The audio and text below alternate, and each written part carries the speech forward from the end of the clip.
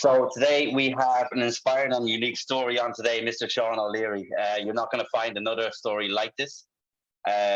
So I just want to start with your story. You've just competed in Wimp to Warrior. For a lot of people who might not be familiar with Wimp to Warrior, can you just explain what the concept is? Yeah, well, I joined Wimp to Warrior in SBG in Cork City.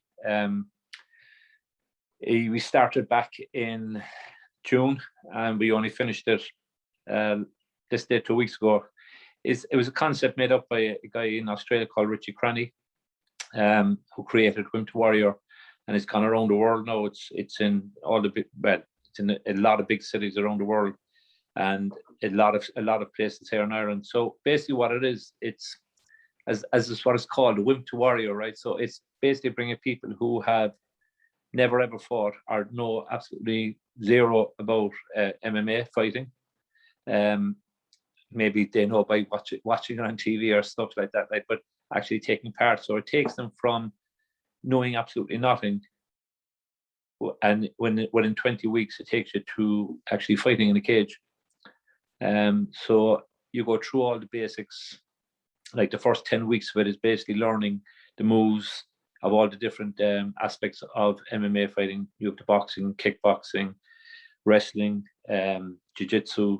So you go through all the basic steps. And then after the 10 weeks, you start putting all that into practice. So you start doing sparring and learning all the moves. Well, you're learning constantly. You're constantly learning. So it's a very, very aggressive program. It's 20 weeks long. It's 5 mornings every week at 6 a.m. every morning.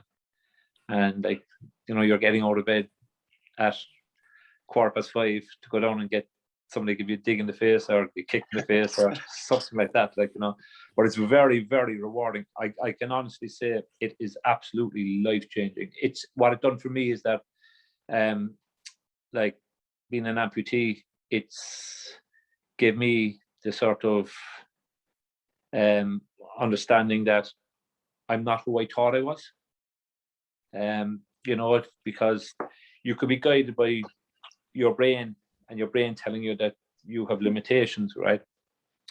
But if you listen, it's probably the only time I'll ever say it to anybody, don't listen to your brain, right? You'll never know what you can do and what you can't do unless you try it.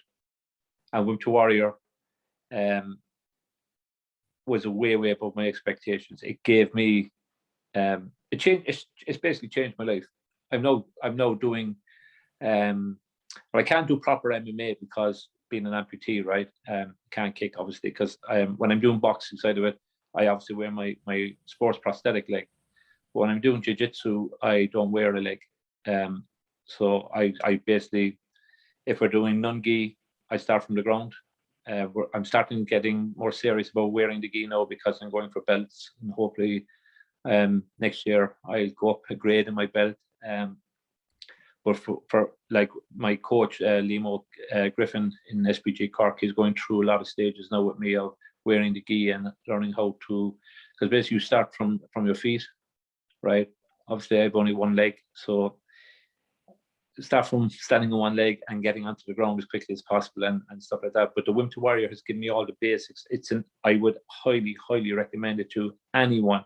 I don't care who you are or what you are, how tall you are, small, size, or anything, or even if you have a disability, right? This thing is life-changing.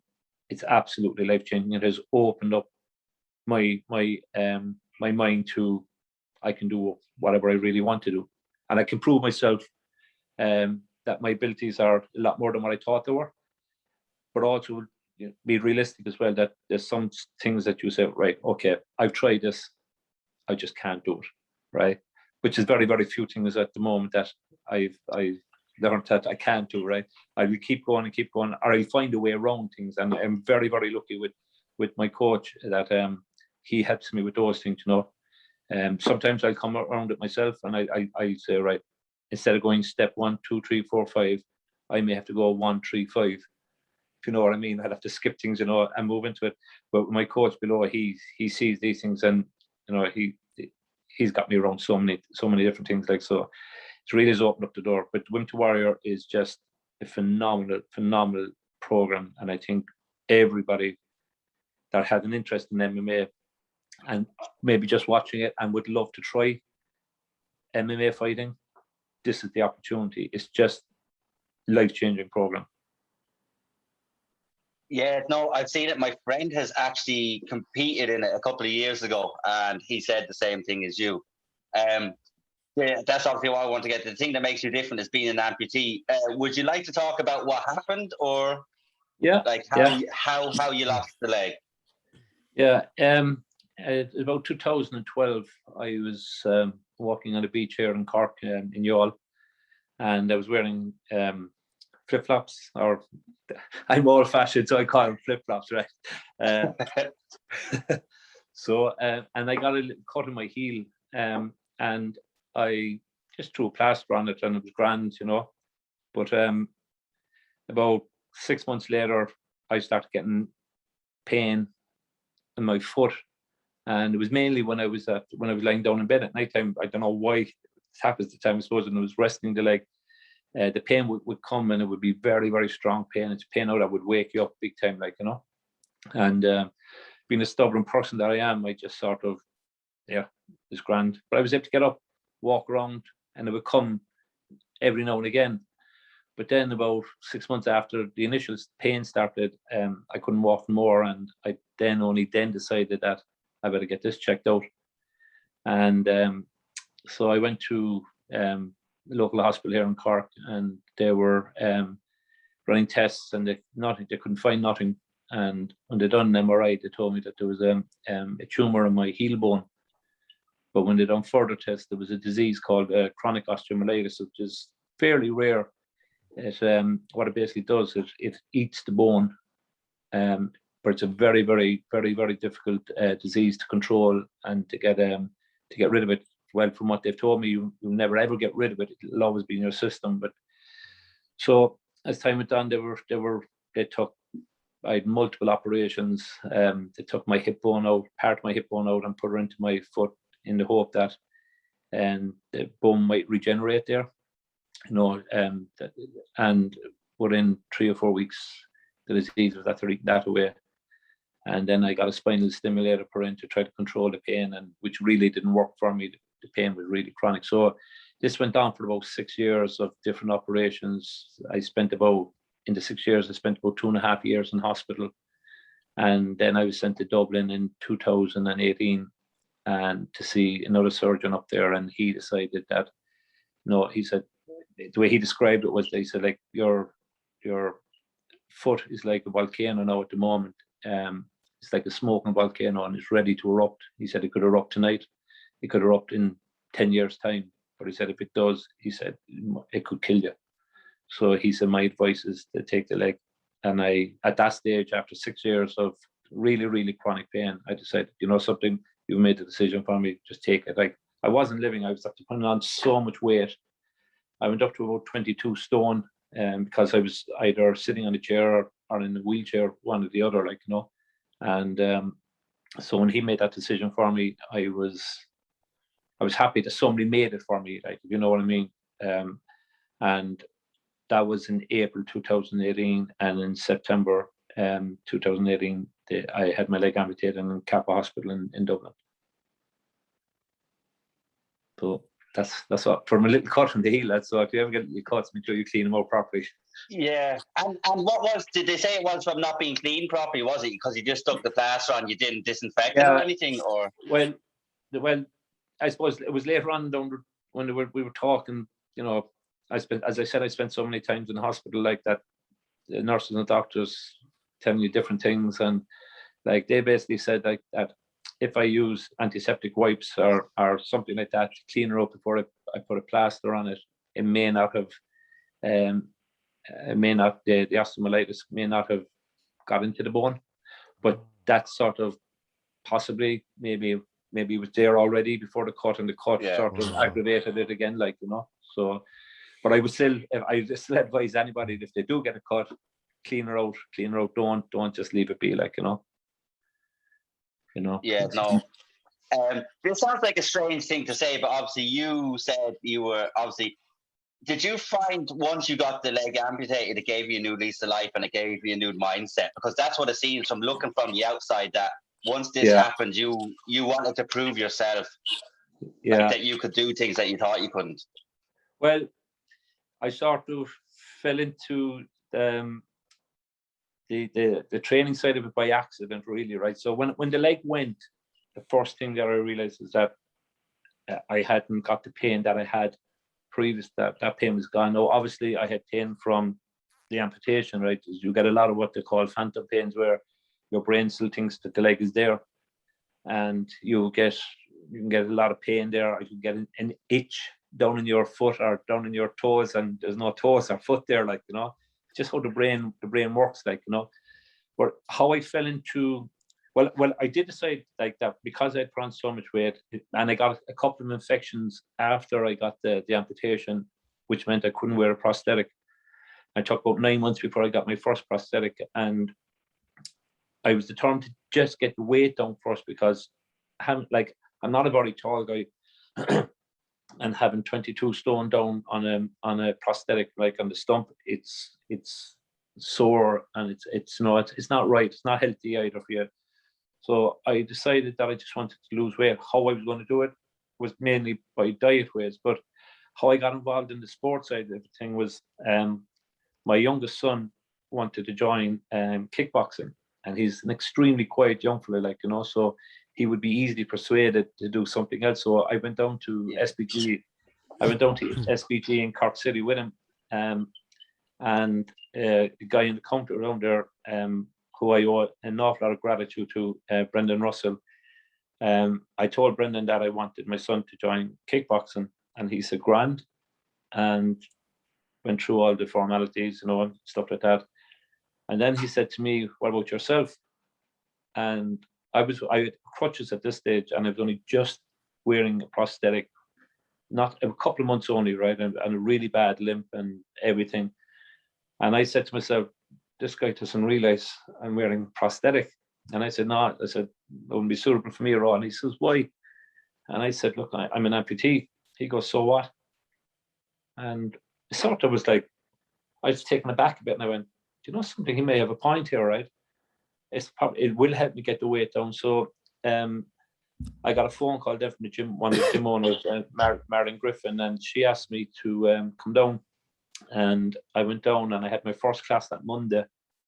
And now the coach who was coaching us at the time was basically strength and conditioning program that I was doing originally. And Liam Singleton was the coach who was doing it. And he sort of adapted a lot of the exercises that we were going through to suit me, but still doing the same exercises as everybody else was doing. And when I walked in the door, I was very conscious because, you know, I was extremely overweight. And I was probably the first person they ever saw with a prosthetic leg, you know. But I have to say, what kept me going there is the way people welcomed me into it, you know, and it gave me a big, big boost.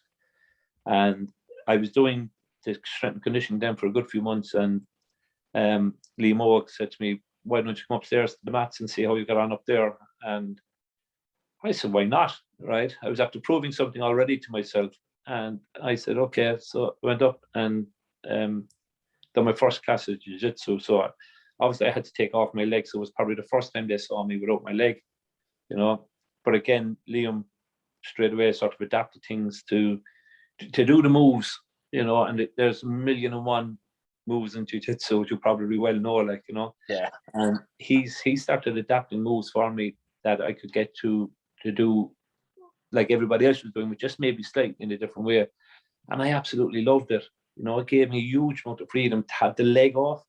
You know, that like the leg does hinder you to do a lot of stuff, you know, so it does limit you to a lot. So I had the leg off, so I was able to move, and it was actually giving an advantage to me. So there's a lot of lads couldn't leg lock me or anything like that, you know. So it was a bit annoying for them, but it was an advantage to me. So but then I got into it, and I was going to the classes. Well, COVID then hit, and that sort of knocked it back for up until we were allowed to do it again. And what the minutes it started back, I got straight into it again, and I went to all the beginners classes, which were two classes a week. And then I started going to the advanced classes, you know, where you have your blue belts and purple belts up there. And like, these guys were just absolutely fantastic with me. Like, you know, the advice, you know, you go through a roll and they're going through it with you, and they're talking to you into your ear while you're on the ground, saying, right, move your leg here, move your arm there, and stuff like that. And things started moving. So it did take about 12 months before I started seeing, I'm starting to see how I can get an arm bar here or a choke here. And, you know, because as I said, there's a lot of moves in jiu-jitsu, and there's somebody else counteracting the move you're trying to do, like, you know, and all this sort of stuff. So, that's how I fell into it, like, you know, and now I absolutely love it. And then I done the Wimp the Warrior, and I just proved to myself, like, I can do a lot. You know, the leg is, all right, it's a disadvantage in one way, but it's not something that will stop me from doing things that I want to do. Like I've done a lot since, like Limoge again, back in June, we done a triathlon. I swam 1.5 kilometers, cycled 20 kilometers, and I was supposed to run 5 kilometers, but my leg was so sore, I just walked the 5 kilometers in the end, like, you know. So these are the little goals that I love setting for myself. Now, the Winter Warrior was a big, big one, right? Apart from just achieving doing Winter Warrior, but it's just the skills and the things you learn. I mean, they're not just, these are life skills that you're learning. Like, you know, it's not something that, you know, like you go up in a soccer pitch or a GA pitch and you can only do your stuff there. These are skills that you can use in life if circumstances throw themselves at you, if you know what I mean. Like, you know, you don't know what's going to happen in the streets, you know, it's just to protect yourself and these stuff. So it was just absolutely amazing, like, you know. Yeah, I know. Do you have any questions? I do have more questions, but I want to get if Ike has some for you. I was gonna ask you, Sean, about the if I can hear you, I can hear myself through your device, Sean. I can hear you. I can hear you. Yeah. Okay. Yeah. Okay. What I was going to say is because I read it up on your story, and I was saying to David, I mean, it was kind of, I was surprised and shocked at just how the whole thing spiraled up to being something that seemed so harmless at first, just a small cut, you know, in the heel of your foot, and then gradually you find that actually this isn't going away. It kind of evolves into pain. The pain becomes much more severe, much more major, and then eventually find you're having to lose your whole leg, and you know your life has effectively changed ultimately.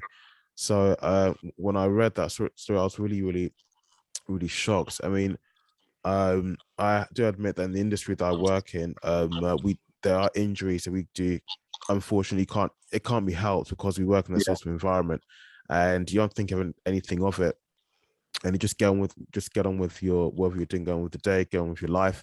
But I have to say, from reading that, I was really surprised, and it made me kind of think, well, maybe the next time something like that does happen to me, maybe I should think twice and probably seek some medical advice and probably do what you did and go and see the doctors, because you said it just starts with a small cut in the heel of your foot, and then eventually it starts paining you, and then eventually you did have to amputate your whole leg.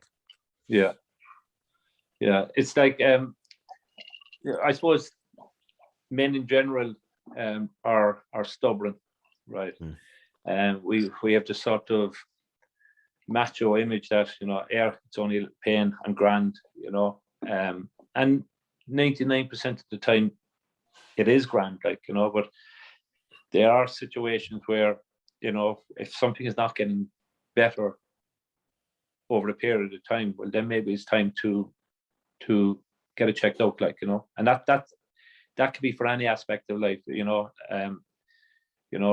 Like mine was obviously my leg, right? And it took me 9 months nearly before I went to get it checked out, you know. And it's basically stupidity, like, you know, because I just thought, yeah, it'll be grand, it'll go, it's just a bit sore, and it was gradually getting worse and worse and worse, you know. And so, as I said, we can be stupid people, like, you know, men in general, like, you know, that if something is not right and it's not getting better, you need to get it checked out, like, you know, no matter what it is, you know, mental health, injuries, stuff like that, like, you know.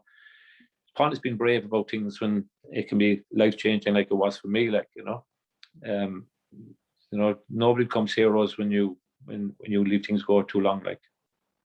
When you did actually cut your foot, you said it was just a small round cut. Yeah. You said you put a plaster on it and everything seemed okay, but did you apply any antiseptic or anything like that? No, see that was the problem. I didn't, you know. So I just threw a plaster on it. When the plaster went on the little cut, it felt grand. I had no pain, you know. The cushioning from the plaster was sufficient enough for me. Once I was out of pain, I thought that's grand, you know. And I just carried on as normal. The cut healed up, and I just got on with my life, you know. Went to work, got involved in my sports that I was involved in, the normal family life stuff. But then after about 6 months, I started getting the pain in my heel, and I put it down to because I was heavily involved in GA at the time, and I used to train a lot of young fellas, and I thought, geez, one of the young fellas hit me with a hurley in my foot today, you know, that I got this pain. And then it went away, and then it started coming back, and it was coming back more frequently. And 9 months after the original cut, I couldn't walk no more, you know. And that was pure stubbornness and pure stupidity. And when you think back to it now, like, you know, it's just being fucking stupid, like, you know.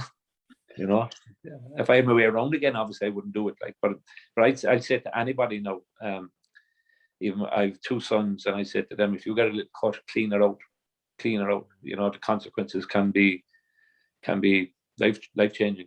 Now, it may never ever happen. As I said, it's a very rare thing to happen, like, you know, but I'm proof that it can happen, like, you know. I know it's a long time ago, and I'm not a medical professional. I'm not a doctor or a nurse or anything like that. But do you remember? Did you see what it was? The object that cut your foot open. Sorry, say that again. What you cut your foot on? The object, was it like just a piece of stone, or was it metal? It was on the beach. I don't know what it was cut, what I cut it from. You know, just that I felt this cut, and I looked down, and my skin had. I mean, it was a tiny little cut. You know, and I cleaned out, I washed my leg because there was sand on my foot, and I just threw the plaster on. Thought more of it. Thought absolutely no more of it. And then, so I said, my leg, I lost my leg 6 years later because of it, like, you know. Oh. Yeah, I wanted to ask. Oh, sorry. No, I was just going to say it's crazy. I mean, life can you don't know tomorrow. I mean, in your own case, at the beginning, when it happened, it didn't seem so major, but you don't know what's going to be waiting for you so many years down the line. In other cases, you know, you can kind of tell immediately where this incident is going to lead to, you know. So I mean, who knows tomorrow? Yeah, like, as I said, it is, you just don't know. And that's what I said, like, I mean, if something is not healing for you, you need to get it checked out, you know, no matter what it is. As I said, like, mental health, especially in men at the moment, is a huge thing, like, you know. And if something is not right and it's not getting better, go and get it sussed out, you know. Don't just take it for granted that it'll be grand next week and stuff like that. You don't know. I don't know. I didn't know either. Like, and I lost my leg over being basically stupid, like, you know, that if I reacted quicker, maybe I still have my leg. I don't know, right? But there's probably a stronger possibility I would have had it if I reacted and not being just stupid man that most men can be, like, you know. You know. Yeah. David. Especially us Irish men, we think, it'd be grand, it'd be fine, don't worry about it. It'd be grand, so we'll go for a pint and we'll forget about it. I wanted to ask you about the triathlon. Obviously, you said you swam was a 1.5 kilometers, you done a 20 kilometer cycle, and then you done the other 5K. Where was that based, and what led you to do that? Was that just another thing in your mind that you wanted to prove that you could do? Yeah, my first target was to get down to weight. Okay, so like I was weighing in at about 125, 127 kilos, and I wanted to get it down to 90 kilos. And that was my first goal. And when I achieved that, I thought, right, I need to do something big and better here now, just to prove to myself again. So again, I throws everything at Liam Griffin in SBG, right? And I'm sure the man is afraid to even come near me, at this stage, because there's obviously, I'm actually through 2 other things during the week. So, so I said it to him. I said, look, Liam, I've achieved my weight target that I wanted to do now, but I want to do something else. So I said to him, I was thinking about a triathlon, and he looked at me stupid and said, right, how are you going to do this? I said, with your help, right? And so we started training on the swimming first side, because that's the one I was really worried about. Because all I could visualize myself is getting into a pool, and because not having one leg, I've just gone around in circles, right? And so we started in a place down in Fermoy in Cork. It's a water reservoir. It's a local swimming place for a lot of triathlon clubs. And so we used to go down there every Sunday morning at 8 o'clock in the morning in the freezing cold. And I think back to it now, and I started doing just lengths up and down. We got a guy who was involved with Blackwater Triathlon Club, and he's an amputee himself, and he gave me some of the most solid and soundest advice in how to do this, So we were going up and down every week, and I was doing more, just getting a small bit more and more and more into it. So we were training from around January till June, mainly the swimming side of it, and then we got on the bikes, we say around March time frame, because I didn't know how it get on a bike either, because I mean, I couldn't have the same type pedal as you would on the from my prosthetic leg as in the normal bike, because obviously I can't feel the pedal, So we had to make some adaptations, and Liam came up with just tying my leg to the pedal, right? And which meant that if I fell off the bike, my leg stays on with the bike, I can't put the leg down to save myself from falling off. But that was okay. I mean, I've went through a lot worse things than just falling off a bike, So so we done the cycle, and I knew because I got the lads, in all fairness, and below in SBG, they all got together and helped fundraise me to get the sports prosthetic leg, because the normal leg that I had is for walking only, and I was using that for about a year, maybe over a year, and it was really hindering my ability to train, because I couldn't take the pressures of it's basically used for walking only, and that's all it's meant for. So when I got the sports prosthetic leg, it really opened up so much to me, and I was able to start running on this leg. And but when I got onto the bike, I found that leg wouldn't work, because it's a blade, and it just doesn't fit on a pedal. Yeah. Right? So I had to go back onto my old walking leg, and Liam tied that leg onto the pedal, and I started cycling, and I was grand. So we sort of done it in a way where how I was to stop, my good leg would go hit the ground first before the other leg, and so I had to keep training to that all the time, and we've gone over it and over it and over and over again. Like any sport, you practice and practice and practice, and then in the 12th of June of this year, we went to Ballyhass Lakes in just outside Mallow, where we done the swim, and then we done the cycle from there, on which I fell off the bike twice on the way. But look, I got my 20 kilometers done. I didn't care. There was nothing going to stop me from finishing it. I built up this determination that, once I knew I could do something, there was not, I had to finish it. I just had to finish it. It's not that I felt that I would have been a failure if I didn't do it. Sorry, my dog is barking there now. My apologies. It's not that I would have felt that I was a failure, but it's like I wanted to tick it off my box that I achieved something else, like, you know. So the twice that I fell off the bike, I just got back up and my hands were bleeding, my hip was bleeding, and I cleaned them out though, right? The minute I fell, I made sure they were cleaned out, right? So I had plenty of antiseptic wipes and cleaned it all down and done it. The run part of it, then I just struggled with the run part because my prosthetic or my stump was quite sore after the swim and the cycle. So I actually walked the 5 kilometers at the end, you know. So, but it was what fantastic feeling, you know, to say, right, I can do a lot more.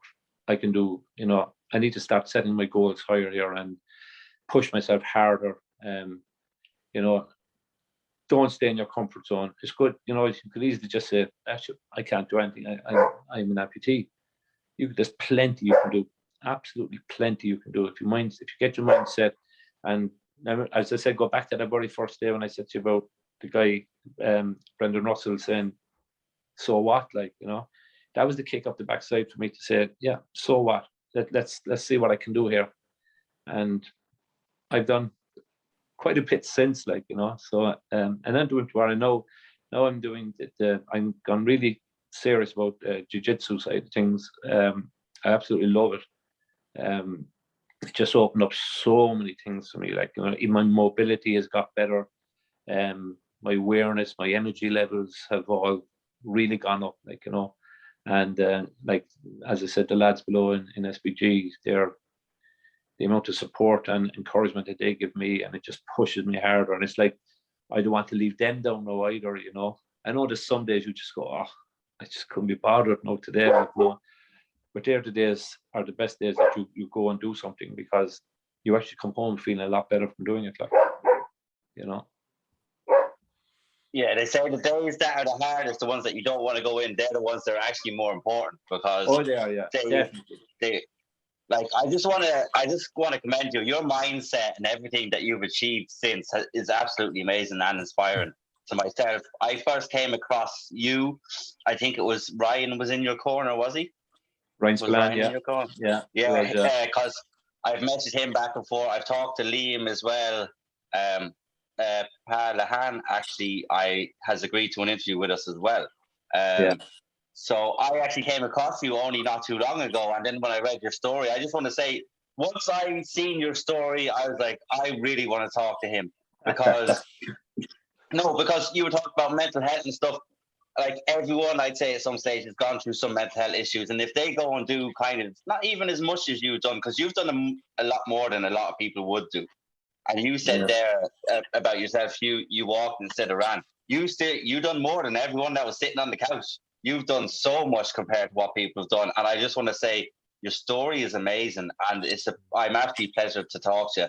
From what I've seen and what I've heard, and I'm gonna get down to Cork. If you meet me for a pint, I'll meet you for a pint.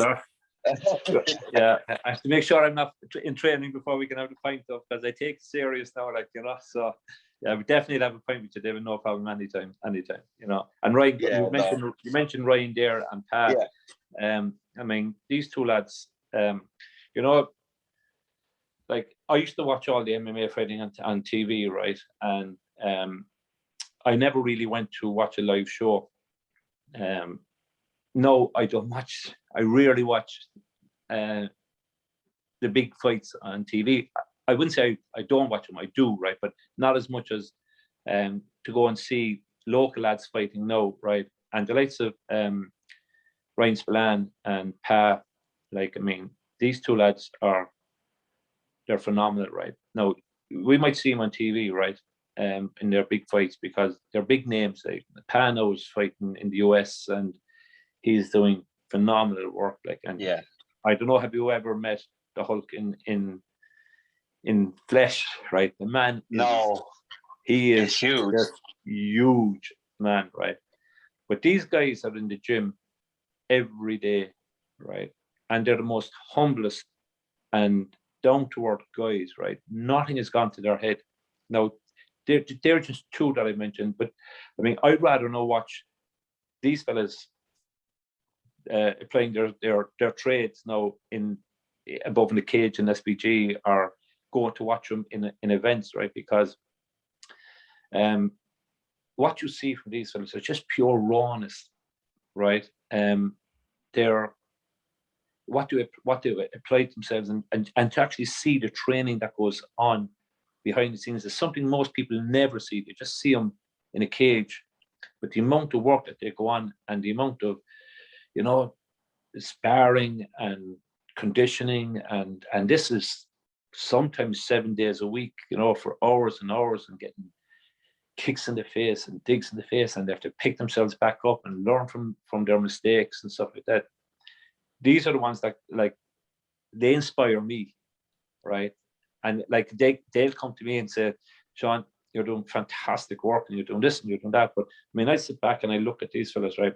And this is another thing, David and Ike, that I want to say, right? I mean, we'll all hear the bad stories about young fellas and young girls, right? You know, of whatever it might be, you know, they're out messing about in the town and stuff like that. But you'll never hear the stories about the likes of these guys, right? And these girls that 7 days a week, they're going into a gym, right? And they're working hard, they're watching their diets, they're training hard, they're good, decent, respectable people, like, you know. And I mean, I sit back, I have two sons, right? They're two young men now, right?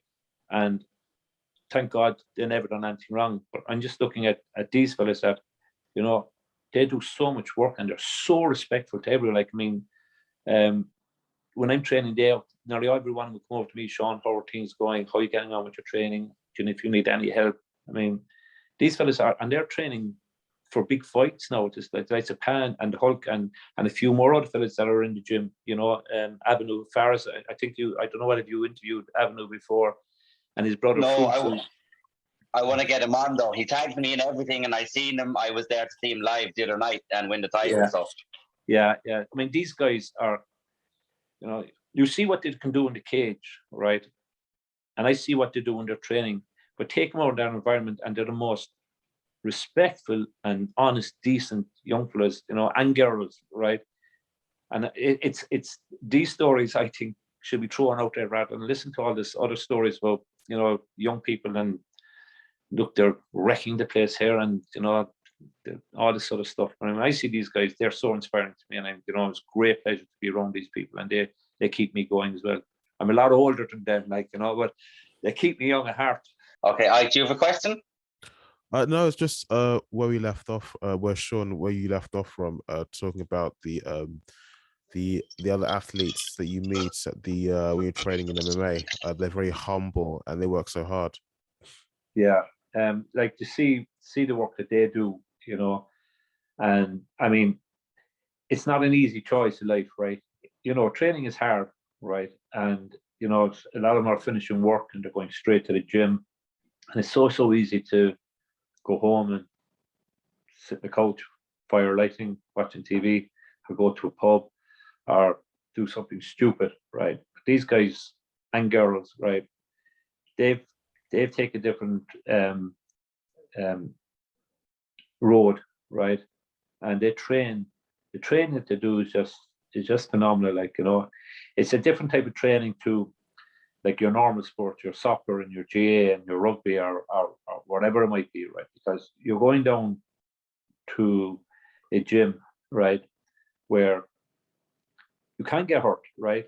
I suppose you can get hurt in any sport, right? But you're going down, especially in sparring nights, you know, and they're there every night, and they're doing this, like, and they're tired. They still turn up every night, and the commitment that they give to what they've chosen to do is just, it's inspiring. It's, you know, as I said, I'm a lot older than these guys, like, but just to watch them and say, you know something, there's some very, very good young people out there as well that we don't hear about. You know, as I said, you might see them on the TV, like the likes of Pally Han and the Hulk and Avenue, and a few more. There's a few more coming through there now as well. I can only speak for my own gym, like, you know. You have Avenue's younger brother, Fufu. You have the likes of Keith O'Shea, another very young boxer. We've two lads from Killarney that train below SPG Cork at the moment. Danny O'Sullivan and Ethan Guerin. They're, again, young men, and I mean, the amount of training they do for the love of the sport that they've chosen, you have to give them respect for it, like, you know. And the problem is that there's not, you know, you don't hear the stories of these people, like, you know, you hear all the bad stories about young people. There's some very, very good young people out there as well. And I think they should be recognized. They should be recognized for what they do and the work that they're doing, you know. You're right, David. Sorry. I don't know what happened there. That was wrong with it. Yeah. Apologies. Okay. Oh, Ike, do you want to ask the question? I can't talk right now. Yeah, sure. It doesn't stop you from drinking, David, though. No, that's the student show. That's the student show. Okay, I can talk again. Sorry, I don't know what happened there. You're okay. I was going to ask you, Sean. Not that this is not like a personal dig, but when you're going through all the, you know, the operations with your leg, and when eventually you had to amputate your leg, yeah, how did it affect you as in mentally? Because, you know, over here in the UK, we do hear stories of people who go through something like this, or something that may not necessarily involve an amputation of their body, but maybe like a serious bereavement has happened in the family, and, you know, it really does do a lot of damage to their mental well-being. So, I mean, just as in, how did you handle that? Well, here, before you get an amputation done, right, I had to go through 2 assessments with psychologists to make sure that my mind was in the right place and I had accepted what was going to happen to me, like, you know. And if your mental health isn't solid, right, they would be very reluctant in amputating. Now, obviously, there is certain situations, like if it was a car crash and you're like, it's taken off, and you obviously can't. But with me, I had to go through 2 assessments from 2 different psychologists first before they said, yeah, his mind is solid enough to accept what's going to happen to him, like, you know. And it was because I had 6 years of not being able to do anything, you know. And then you said there about people going through bereavements. Just as I was starting to walk, when I got my very first prosthetic, I got into my 3rd or 4th different type prosthetics now, because your leg changes shape, you know. As you go along, the prosthetics, they are quite tight. It's like wearing a wrong size pair of shoes at the start, right? So they are very tight on you, but your leg changes shape constantly to fit the prosthetic. So with my very first prosthetic, I was using crutches, and I just started in the gym, and unfortunately, my wife took sick, and we didn't know what it was, and they ran tests on her, and she we were told that she had stage 4 cancer, and this was totally out of the blue. You know, she was the one that was keeping me going. She was pushing me. She was like, the days that I didn't want to go training, she would say, right, get into the car, come on, I'm dropping you down, you're training at 5 o'clock, because she knew I wanted to get the weight down, and, you know, she kept driving me. And unfortunately, 26th of October of last year, she passed away, right? And which was very, very hard, right? But the only thing that keeps me going with my training is that she was so adamant that, like, she saw me 24/7, right? And she saw the pain I was going through for the 6 years before I lost my leg. And then she saw the weight that I put on, and she wanted me to get as fit and healthy as I possibly can. But then when she got sick, because we have 2 boys, and I know they're young adults now, right? But she was driving me to make sure that I got healthy, that I was there. Like, she knew in her own heart and soul she wasn't going to get better, like, you know. And because of COVID, when she went into hospital 5 days before she died, she was taken into hospital, and they wouldn't allow me into the hospital to see her, right, because of COVID. And I remember she saying to me, you've training at 5 o'clock, make sure you attend it, right? and 5 days later she passed away. But that keeps me driving on to keep going. Like the days when I feel, no, I don't have her in me now, that rings in my head, you know, she wants you there. So I just keep going. So but it actually made my head, my mental state, very strong, very strong. But I know that's not for everyone, right? Some people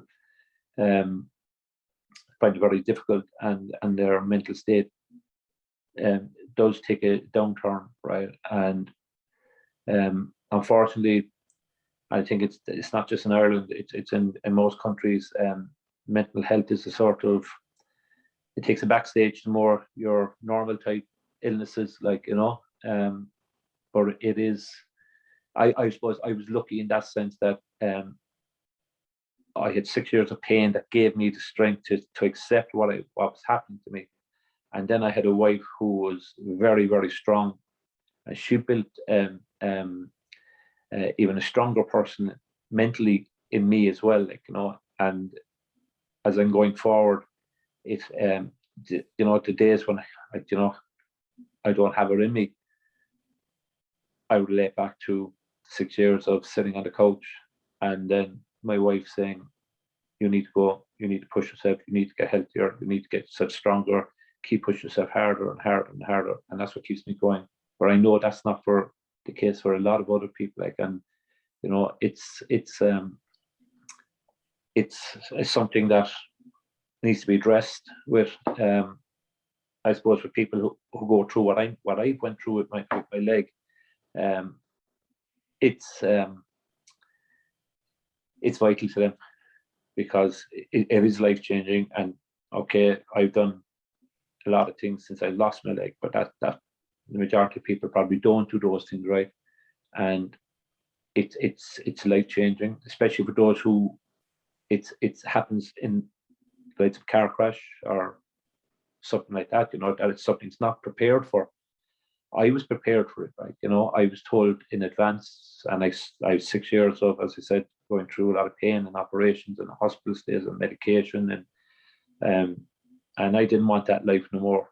So there was an option there for me, but for some people it's not, and it's a difficult road for them. It's a very, very, very difficult road for them. You know, I have a friend that it was through a car crash. He lost his leg, and I only became a friend with him through, he saw me doing my training, right? And he got a bit of encouragement for it. But he woke up from in the hospital with his leg gone, you know. And thankfully he's doing very, very strong now, and I keep in touch with him all the time, and we meet up every now and again. And it was actually a year ago yesterday that he had lost his leg.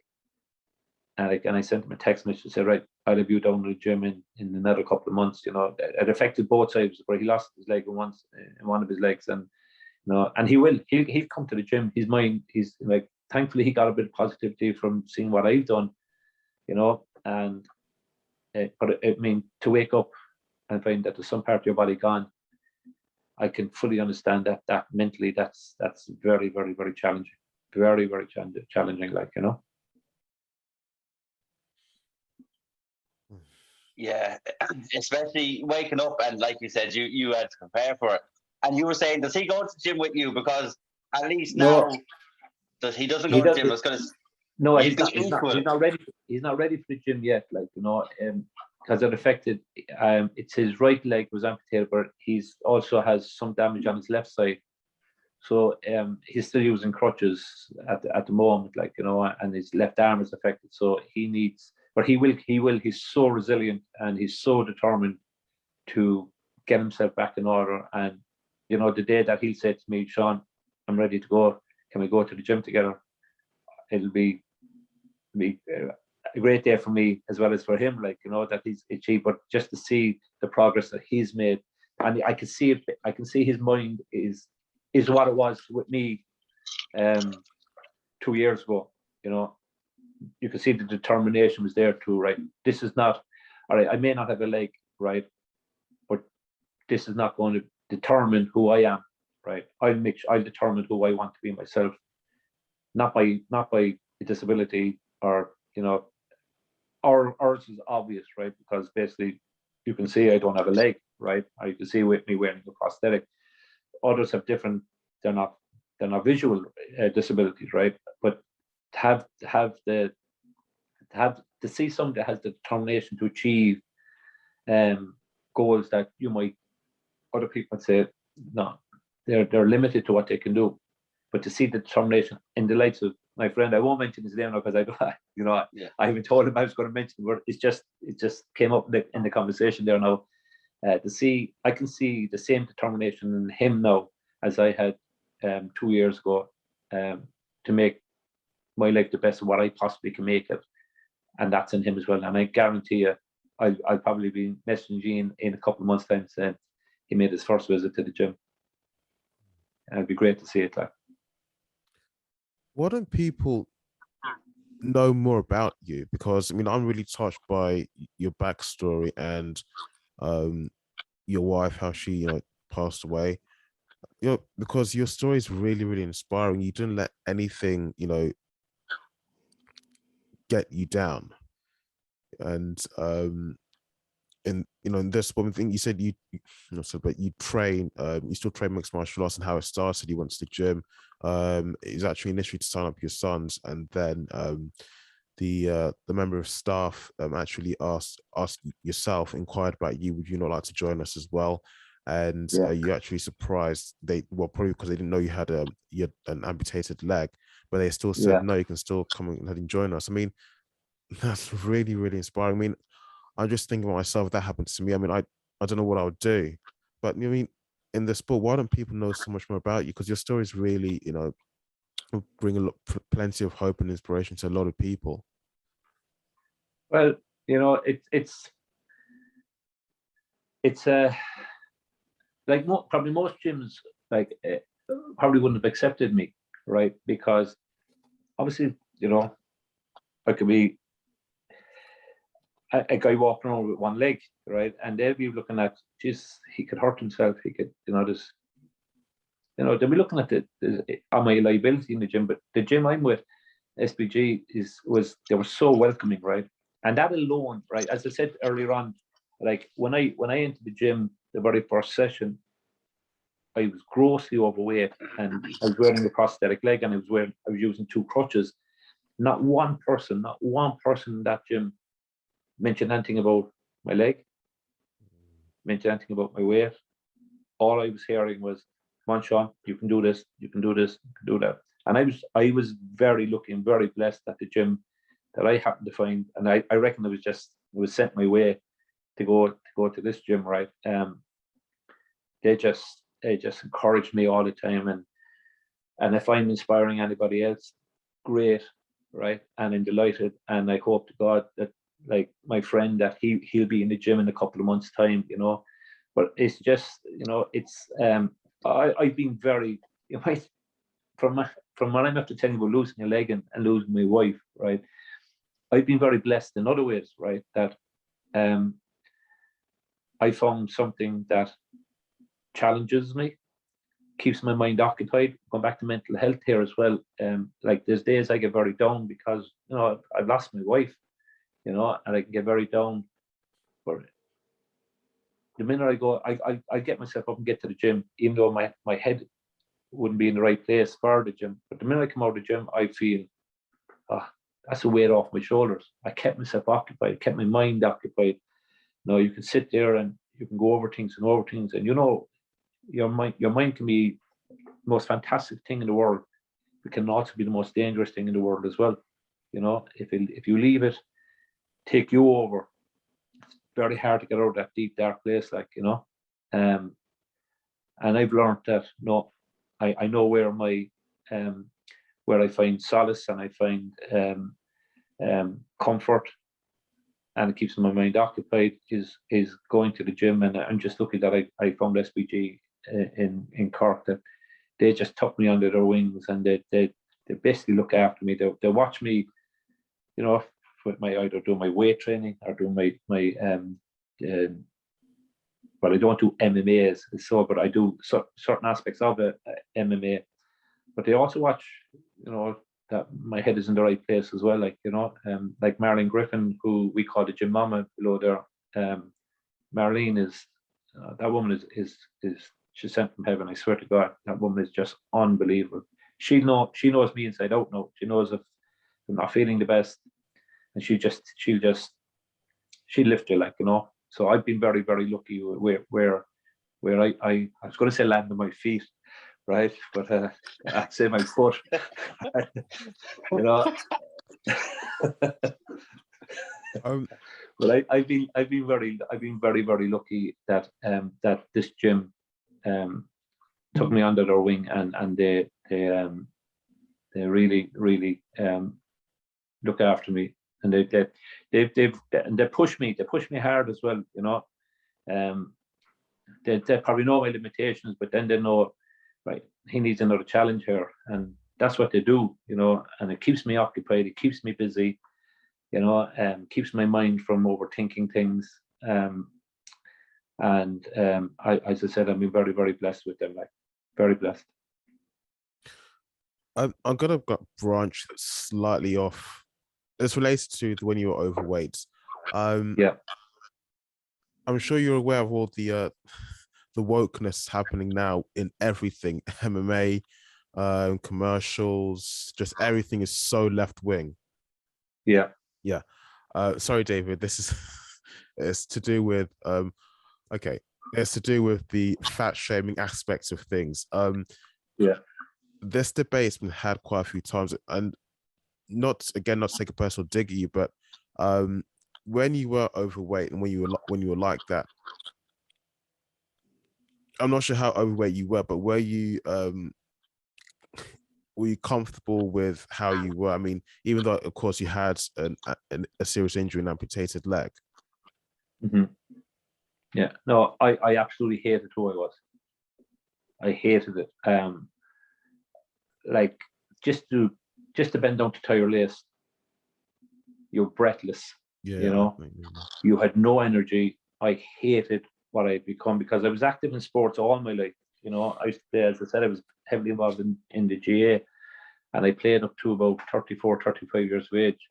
So I kept myself relatively fit enough, like, you know. And then, you know, when I stopped playing GA, you know, the weight started creeping up. But I wasn't extremely overweight, but then when the leg issue came on, I got grossly overweight. I mean, I've lost about 42, 43 kilos since I started in what I'm doing now. But I absolutely hated what I was. You know, it was, I mean, it limits everything you can do. Even when I had issues with my leg, if I didn't have the issues with my leg, I'd probably still be limited to what I could do, because I was so much overweight. I know I look at people, and I hope I'm wording this wrong, because I don't want to be coming across as being smart or arrogant and like that. But I look at people now and they see, you know, that may be overweight or excessively overweight, and I actually feel sorry for them, because I know what they're going through, right? I know what's going through, because it's a hard struggle. It's so easy to put on weight, and it's so difficult to lose it, right? You know, and I you know, when I see it, I go, God, I fully understand how they're feeling, you know. And it's uncomfortable even in public, like, you know, because, you know, if you are extremely overweight, you are going to get people staring at you, right? I remember when I lost my leg first and I was in the wheelchair, I didn't have the prosthetic on, and I was at a shopping centre here in Cork with my wife at the time, and this lady and her, it's a bit funny, you know, in one way, right? But this lady and her son were just across me, and my wife had went into a shop, so I stayed outside, sitting in my wheelchair right now. So I didn't have any leg at all. I had no prosthetic on, so it was just a stump, obviously covered up, right? And the child came over and asked me what happened to my leg, right? Now the mother ran over and grabbed the child straight away, and she was apologizing, and I said, "There's no need to apologize." I said, "The child is, you know, he's inquisitive. Probably never saw a person without a leg before." I said, "I'd rather adults ask me, "This what happened to you," rather than stare at me. You know, they stare and they turn their head away quick when you turn your head. I mean, it's not nice. You know, it's not nice being stared at. So I can also, and also being the overweight side of things, right? So when obviously you see people and you can't help but see them, right? But I understand how those people feel, the people who are excessively overweight feel when other people stare at them. It's not nice. It's not nice at all. You know, and I do, my heart goes out for them, you know, because I know deep down, nobody wants to be overweight. See, let me, I hear what you're saying. I hear that. I know David's giving me this kind of glary looking at me as if to say, why did he ask that? I'm assuming. No, my throat is still. Oh. My throat is still at me. I'm drinking a glass of ice to try and cool it down. I don't know what's going on. But Sean, the reason why I say that is because here in the UK, I mean, particularly in this country, there's this thing of fat shaming, and they had this debate just not too long ago. So when you're talking about the overweight side of things, when you before in your past, it suddenly just sprang up in my mind. And the reason why they're having the debate, basically, that they believe that society should stop fat shaming people, that they're trying to normalize it, that it's okay to be as big a size as you. I mean, for some people who maybe are lazy, they don't want to actually be active and watch their diets and lose the weight. And then the other people, actually, they do want to lose the weight, but sometimes it's hard. It could be a mental health thing. It could be maybe their lifestyle. They're juggling so many responsibilities all in one go, so they don't have enough time to just put at least an hour aside and go for a long jog or for a long walk, or even to prepare food properly, like say a home cooked meal, you know, that sort of thing. Yeah, but like it's grand to say, the government to say, like, fat shaming, we need to stop this, and you know, whatever. But then you look at foods, right? You could go to get a takeaway for €5, right, or £5, right? If you go in and get a salad, you're probably paying 7 or 8, right? You pay a bottle of water, it's €3 or €4 for a large bottle of water. You can get a bottle of Coke for $1.50. I mean, why isn't the government stepping in and making things more accessible to people, right? As in the foods and the drink side of things, right? But like, the worst foods you could eat are a hell of a lot cheaper than the healthier options. Why should that be the case?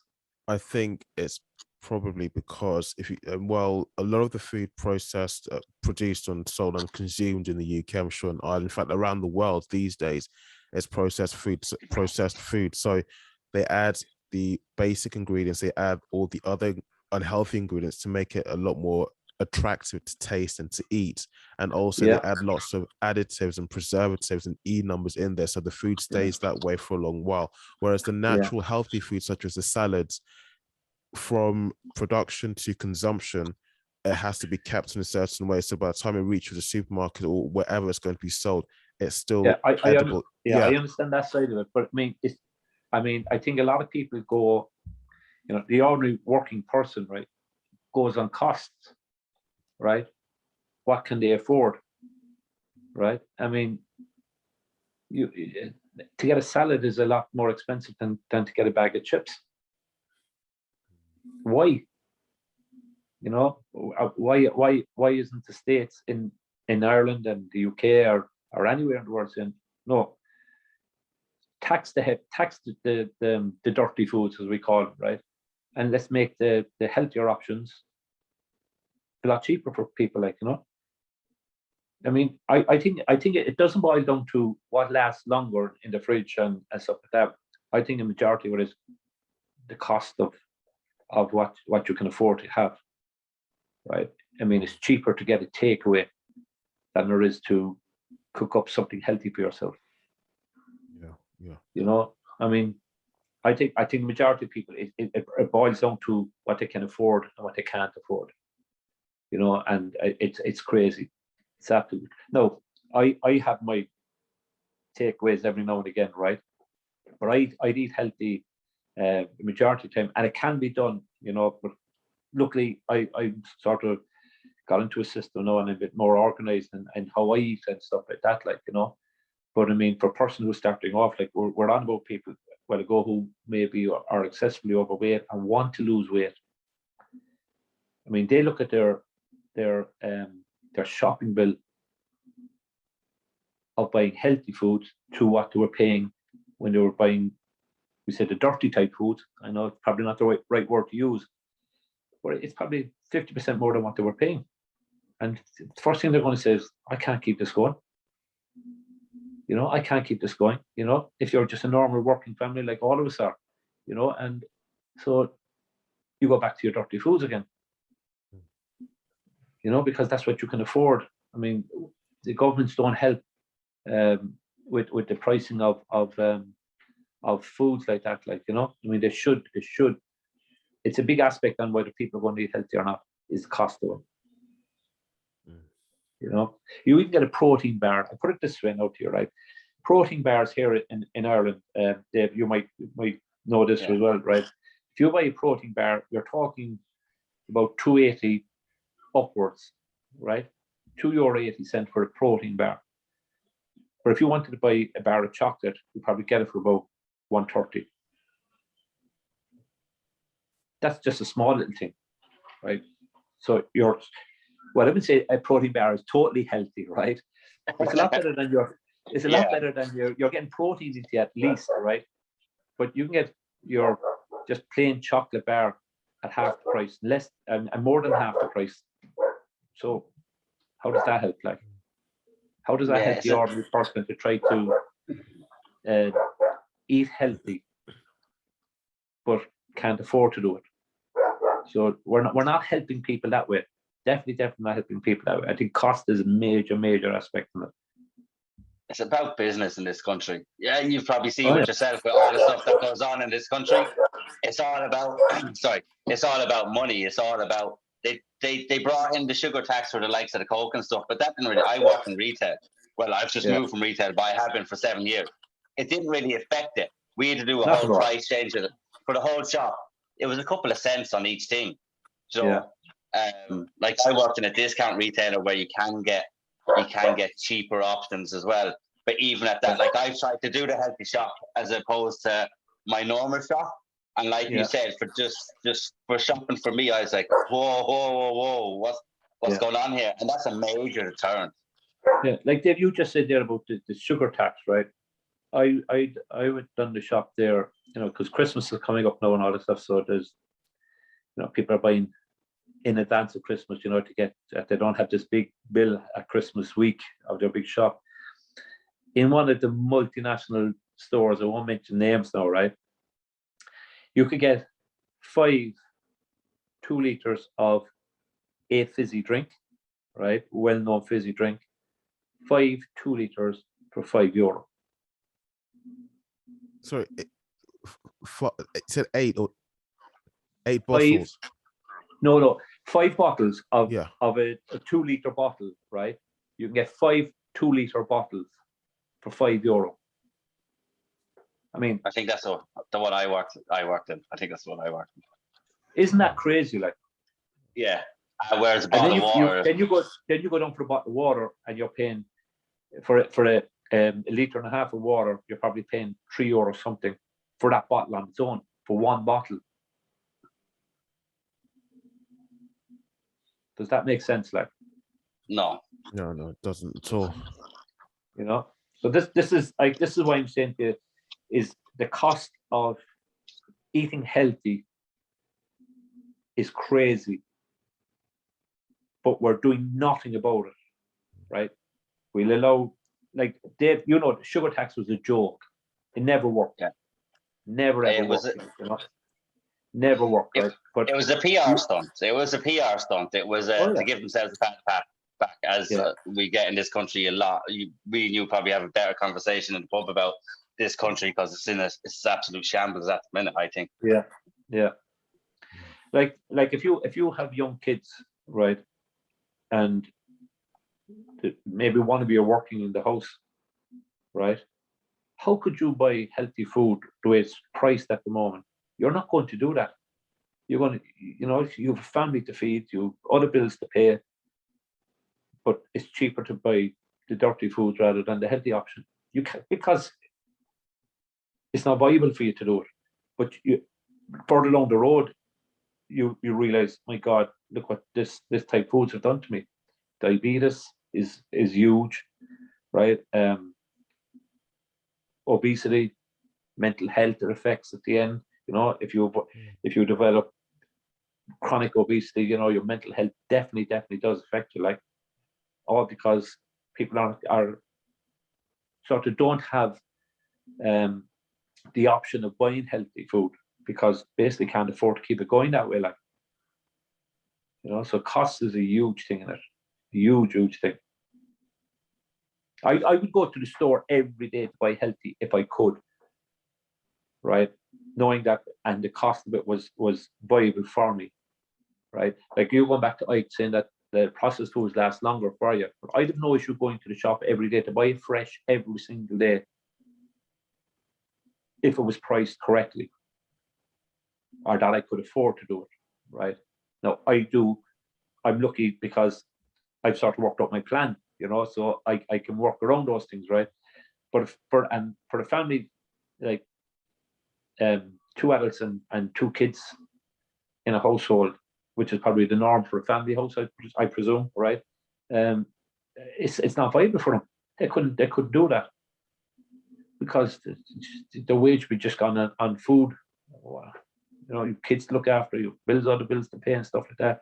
So the price of food, of healthy food, is just crazy, and the government are doing nothing about it because this, as Dave, you were saying, well, God, these big multinationals, you know, your big fizzy drink companies. I don't want to be putting my name out there. I'm naming these companies, you know, in case someone comes back and says you're you know what I'm saying, like, you know. Yeah. I mean, but like even the new stores that are coming in, right? You can buy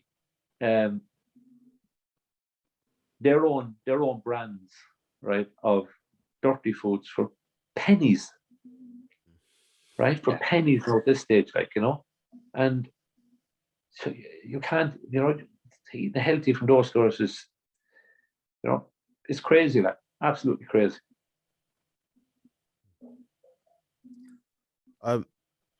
Could we might have to reconnect again probably the next 5 minutes or so? Yeah. Well, I think it's not just a cost, but maybe certain individuals also, they just have a certain lifestyle, certain habit. They've got a really big sweet tooth that they just cannot go a single day or single week without having taking something that we normally deem to be unhealthy. I agree with you there, Ike. And I was one of these sweet tooth people. Like, I mean, I would eat, if I saw a dessert here, I would do without my dinner to have the dessert. Right, that's the way I was, like, you know. Wow. That's the way I was today. And I still eat sweet things every now and again, like, you know. But I mean, if you get your mindset changed to, right, I can either go down this road and stay as I am and be unhealthy and probably get diabetes in a couple of years' time and very high possibility of getting a heart attack and all this other stuff. And you get your mindset changed. Say, right, do I want that? Or do I want to try to get healthy and live a longer life and be active with my kids and, you know, do things that I wanted to do, buy clothes that I'd like to fit into? Well, then this is the option I have to go, right? I have to stop having the sweet tooth, or at least lessen it, you know, and work your way to a stage where, okay, I can do without it now, you know. But you have to have the mindset, has to be there. It's pointless starting something. Like, everybody starts, January's coming, we're all going on diets, all this stuff. By the second week of January, we're back in the cakes, we're back in the takeaways, and all this sort of stuff. Right? It's no, you need to get your mindset. If you want to start a New Year's resolution, you don't start on the 31st of, or decide to do it on the 31st of December, that you're starting on the 1st of January, right? You need to be thinking about, right, how am I going to plan this? How am I going to work around this? How can I make this successful for myself?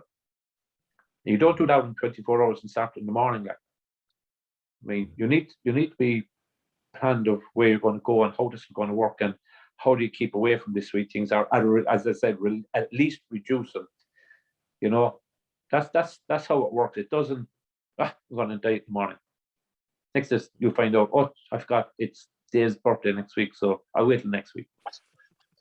It is actually my birthday next week. Is it your Believe it or birthday? not. It's my birthday on Wednesday. I honestly didn't know that. Yeah, I think I'm a bit of a psychic now as well. Yeah, no, I understand what you're saying about the diet, especially with people. If they don't plan with everything, if you prepare or if you fail to prepare to fail. It's not going to work. Yeah. People think, and especially with dieting and stuff. Someone always told me never start on a Monday because for some reason it just never works out. But you have to in everything in life. It's the same thing. Never go shopping when you're hungry, like. Yeah, I know, because I will go, right? This is every time I go shopping and I'm hungry, you buy all the food and you get back your pack and I'm like, and you know what I say? You know what? After all that work, I'm gonna get a second takeaway. I want to actually circle back to something Ike said. He had mentioned that he reckons your story should be bigger, which I agree as well. And I actually circles back to something you said, is nowadays people don't want to talk about positive things, I think. As you said, with the younger people, you hear more. The pandemic first hit, they were getting blamed for everything. It was the young people. It was the young people who weren't going out. And I think your story is inspiring.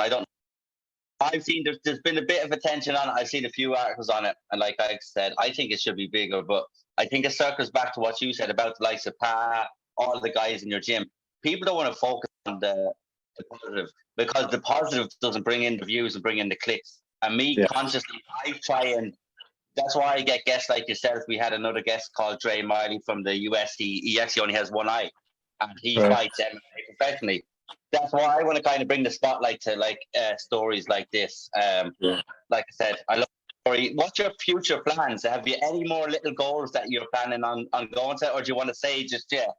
Yeah, I have. Well, from the martial arts side of things, I want to up my belts anyway first, right? So I'll be going for my blue belt in sometime next year. So we had an assessment done there a couple of weeks back, and I was happy from my coaches. There was 3 or 4 different purple belts were assessing us, right? So my next step is to get my blue belt in that, but I need to set little. That's sort of a long-term goal, right? So it'll be sometime next year, right? So, but for me to get there, I need short-term challenges to do before, to keep my head occupied and keep ticking over all the time. So, in April, we plan to do a biathlon. So I'm going to be doing a minimum of 3 kilometer swim and a 40 kilometer cycle. Hopefully I might even do longer if I can, right? But I also want to climb CONORMCGREGOR. Hopefully, well, weather conditions will determine that as well, so they're 2 short-term goals I have. But I also want to fight in the amateur jiu-jitsu circuit as well after the new year. So if there's anybody out there wants to fight a 52-year-old amputee, just give me a shout. I'd be only too happy to take you on. So I do want to fight. I want to fight competitively in jiu-jitsu side of things, yeah. And I will do it. And I know you will. Is there, obviously with jiu-jitsu competitions on, is there medical clearances that you have to get that might Yeah, well, I had to get medical clearance to do Wimp the Warrior, because it's the same governance as you would do for MMA, even though I wasn't fighting MMA, but because I was doing a boxing round as well. And that's another thing I have to say about MMA. I don't know it's a worldwide, but I know it's definitely in Ireland. The medical that you have to go through to fight in MMA it's a tough medical, right? Not physically, right? But you have to go through so many things, or you have to have your bloods done, you have to have your eyesight tested, your hearing tested, you basically physically check that you're okay. But then you also have to have MRI scans done and all this stuff like that. And we had to do that for Wimp the Warrior as well. But you could go into a boxing round or go and play rugby. You don't have any of these things, and they're probably more the there's probably more of an impact in the likes of rugby, or we get a belt of a hurley in the head, and you don't need anything like that.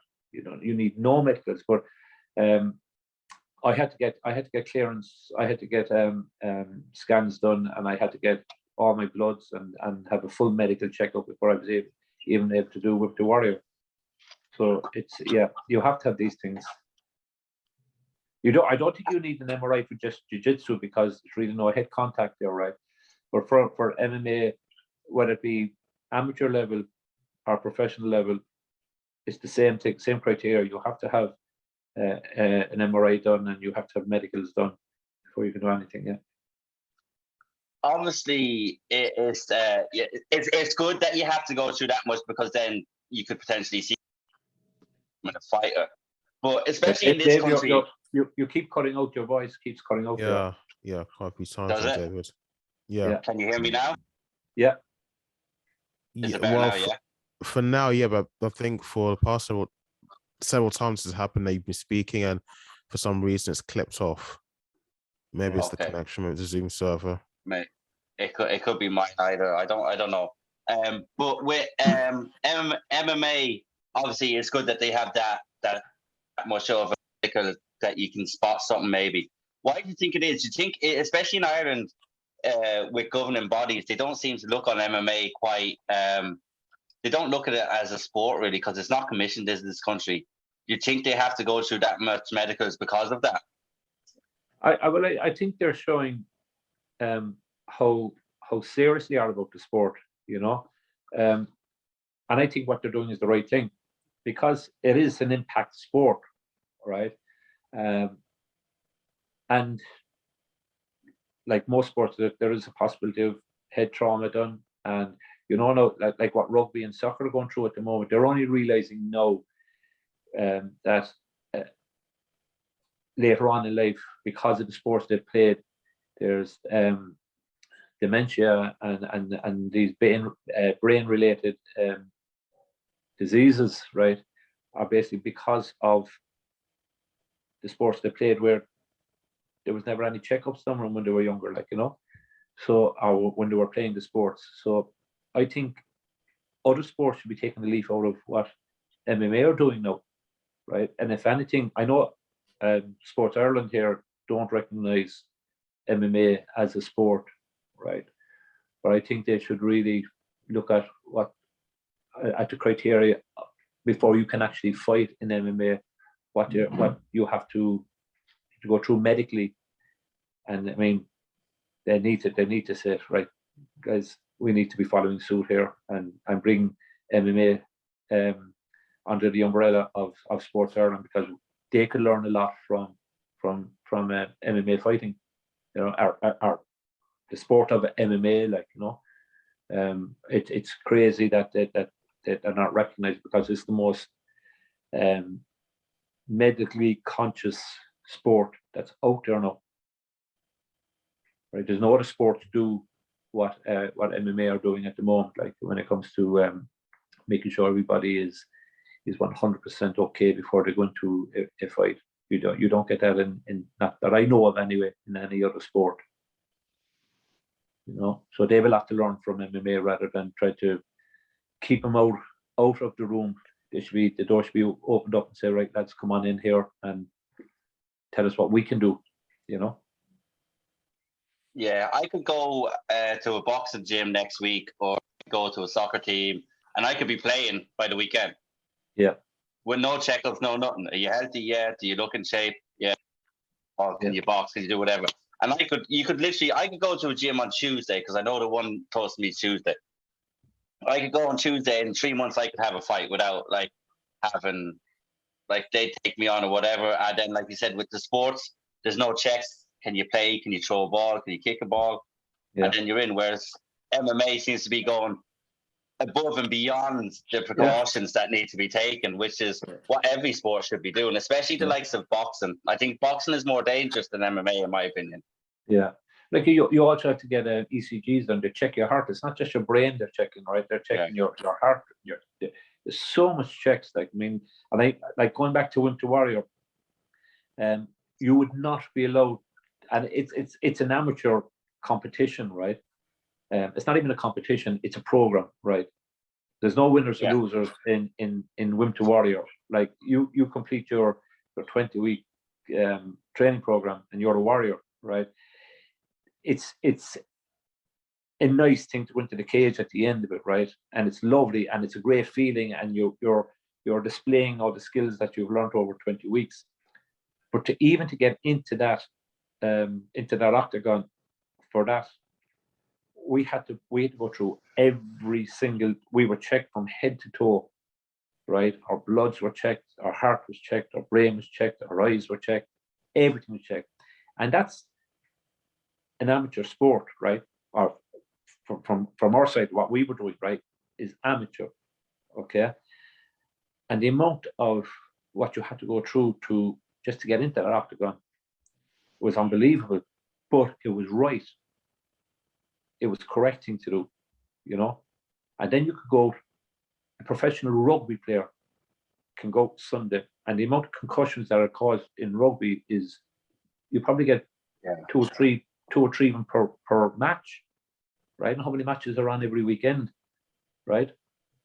And they don't need any medicals, and they don't recognize MMA then as a sport. That's I think they need their heads knocked together. I think so. And like you said with MMA, they're the most, like what I found from doing what I've been doing recently. It's only really 2.5 months I've been doing it. With the Irish scene, is I found they're the most obliging, welcoming people that I've ever come across. Like, you're in a room full of killers, essentially, but they are the nicest people I've ever. You probably know. Do you know Maga? I do, yeah. I was actually texting him. I was texting him last night, actually. Yeah. Maga, I watched him fight. I was like, this guy's a savage. And then I got to talk to him. I said, this is possibly one of the nice people I've ever met. And I've gone to see two of his fights now. He's a gentleman. I actually met him. It's interesting how you brought up his name now, right? I had my son out at the doctor's a good few months ago now, and we got a little puppy, right? And he was getting restless in the car, and I took the dog out of the car just to walk around with him. And this guy was standing there with his child kicking the ball around. Of course, the child saw the dog, wanted to come over, and it was Maga, right? And I didn't know him from Adams. He didn't know me, and you know, he's in great shape. You know, the man is a beast of a man, like, you know. And we just got talking, and he asked me about my leg and all this sort of stuff, and I was just telling him, look, I'm doing a program now called Wimp to Warrior, and he told me then he was involved in the MMA, and we got a great conversation going. And then I went up to see the fights in Nori there a few months ago now, and he was fighting in that one, and we had great. He's an absolute gentleman, an animal in and I don't mean that in a bad way, right? Saying he's got to be an animal. When he's in that ring, he's a different man. Outside it, a gentleman. And I say the same, like the likes of Ryan the Hulk Spillane, Palian. Put them in a ring and they're just a totally different person altogether. Take them out of it, they're the most gentlest, kindest, nicest people you come across. And that's not just from my gym, meeting Maga. It comes across like any of the events I've ever gone to. Every single one of them were exactly the same. They're just so nice people that come out of it, like, you know. And this is when I come back to again about how these people dedicate their lives to what they're doing, and the amount of effort they put into it, and the hard training they do to it, and all that. It's because they're honest, decent people, right? They're honest, decent people, and you can see it. Take them away from the training side of it, take them away from the fighting side of it. You speak to these people outside, and you couldn't meet nicer people than them, like, you know. Absolutely, absolutely. The whole of them are really, really good people. Are you going to be going to any of the upcoming events? I won't be fighting, but I would be going to. I'm going to the one in the one in Meath. I think is on the 12th of December. Legacy. Yeah. 100%. Sorry. 100%. I'm going to be there too. Yeah, I'll be going to that one, and Well, I know that the youth nationals are on in our own gym. I think it's on the 5th of December. Yeah, I'll be going to see that, and I think there's another one on the 19th of December. And I think it's the 19th of December anyway. So I'll be going to those ones there. Yeah. I might sometime next year you might see me in the ring up there as well. Hopefully. I have a part. Will you be in training on the 12th of December, or can I buy you a pint? Say again? Will you be training in December, or can I buy you a pint up at Cage Legacy? Well, I train every day, right? But I make the exception for that day, Dave. Perfect. I'd love to see you up there, because I know there's 4 or 5 title fights on that card, and like That's you right, said, yeah. you like watching the regional stuff more. I've only got into it. The level within this country at the minute is absolutely unbelievable. Amateur level. Yeah, fantastic. I mean, the amount of there's clubs popping up everywhere now, because the sport is getting bigger and bigger. But the standard is huge there. It's really, really high standard. But you could even see that there in the Europeans there a couple of months back. I mean, Ireland done. If they didn't win a medal, they were in the final of it anyway. Of each their bouts, they're done very, very, very well. And even for my own club now, looking at some of the young fellas that are coming through and young girls. I mean, these are teenagers. We have a guy. He's 17. He's a guy called Fiona O'Rourke. The man is he's about 6'2", right? And I tell you, watch out for him. This guy is going to make it big time. And he's so dedicated to sport. And again, one of the most respectful and nicest guys you could ever come across. He actually coaches some of our wrestling classes. And these guys know who are 28, 29 years of age, and they sit and listen to him, to every single word that comes out of his mouth. He is absolutely fantastic. He's a name you should watch for the future. He is going to be outstanding. I will, 100%. Have you any questions, Ike? No. Idea was probably something I shouldn't mention on the record. The podcast. There are some local names who are now international stars in the sport of mixed martial arts. But I'd like to ask, but not on the record. Well, you can edit it out. Yeah. You can edit it out. I mentioned these fellas because I see these fellas every day, and I see the amount of training they put in, and how, what we're talking about there. With these fellas, that when they go into the ring, they're a different type of person, right? When you see them outside the ring, and the dedication and the amount of work, because I see these fellas every single day, and I'm so inspired by them, and so actually very hopeful of our young people, that there's some very, very decent young people out there, And it's nice to see that, because I'm sick to my teeth of hearing the young people are this, and the young people people are causing COVID, and young people are causing this, and they're out damaging this and damaging that and causing trouble in the towns. Yes, there are people who are doing that, but there's a lot of young people who are doing a lot of good as well. Of course. No, I have some questions, David, but I think I'll probably ask that after we Do you have any other questions to ask on the record then? No, I think he's answered everything I wanted to know. His story is very inspiring, really inspirational. Thank you, Ike. No, it is. That's why I wanted to get you on, and that's why I said, obviously you've seen I do the live Instagram stuff. I didn't want to do that for this, because the quality, is better and gives you more. Well, on the live, even though I've done it a couple times, it kind of freaks me out, because you can see people jumping this platform to do your story, so you can talk and talk and talk as much as you like, or as little as you like. But no, it's been really nice having you on and hearing your story. Is there anything else that you'd like to talk? Is there anything else that you'd like to talk about? Yeah, well, there's one thing that that I would like to see come out of this, not just from this interview. I mean, in general, from, you know, if people see what I've done or what I'm doing, or I just hope it gives them a bit of hope, a bit of encouragement to say, right, there's a guy lost his leg, lost his wife, and he's still pushing himself hard. That, you know, that if I can do it, anybody can do it, right? You just get your head around things. And I know it's hard at times when things are tough in people's lives, right? But to get yourselves involved in training, in the sport, and I've taken up MMA late in life, right? But what it does for you mentally, right? What it also does is gives you encouragement. It gives you satisfaction. You know, it's easy to sit in a chair and feel very, very sorry for yourself, right? But that doesn't help you, right?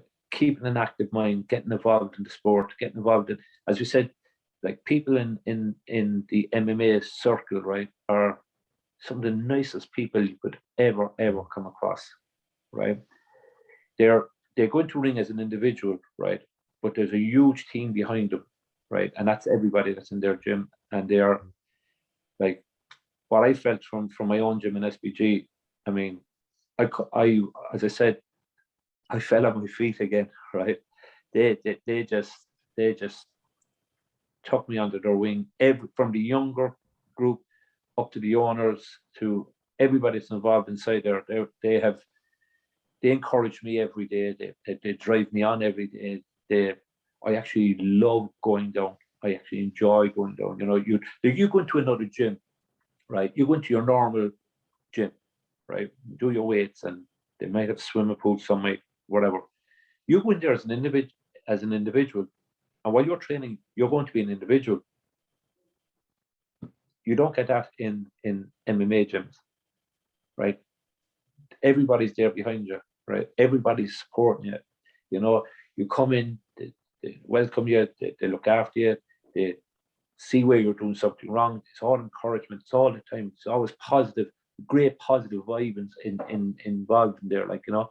And I just hope that somebody that might be in my situation, or some other type of disability, that it's not the end of the world, right? It's not the end of the world. There's something out there for you, right? And you set your mind to say, right, okay, I'm going to try this. Listen, lads, it wasn't a bed of roses for me either. Like, you know, there's many times I fell down, just had to get back up and go again and go again and go again. But that's part and parcel of it, and that's the enjoyment of it, that you get up and then maybe after 10 times you achieve what you set out to do.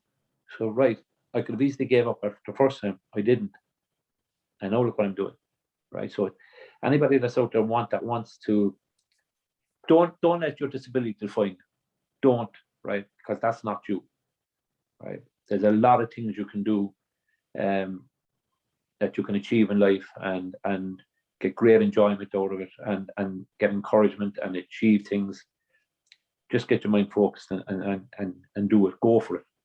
Go for it. Don't sit back and say, God love me. People get fed up of hearing that as well, like, you know. Get up and do it. Inspiring words from inspiring. It's been an absolute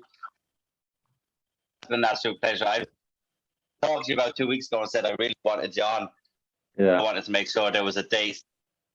Like I said, I started a new job, so I was able to get the weekends off. Me and I can coordinate these on the weekends better now. So, right, it's a pleasure. I thank you so much for coming on. It's been an absolute pleasure for me to have you on.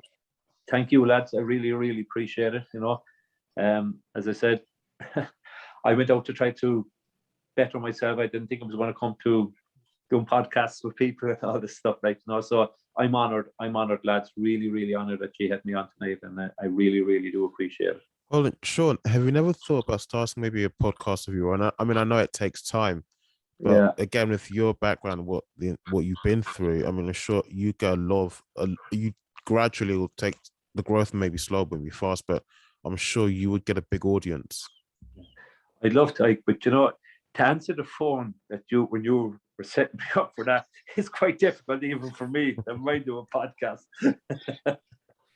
No, but think about it, because I think a lot of people would listen to you. Yeah, I really do. Yeah, might be my next target. You never know. We'll see how it goes. Good. But thank you for joining us. It's been wonderful and great having you. Thank you, Dave. Thank you so much. I really appreciate it. No problem. No problem. I appreciate you coming on. Not at all. Not at all. And hopefully I'll see you above meet in a couple of weeks' time.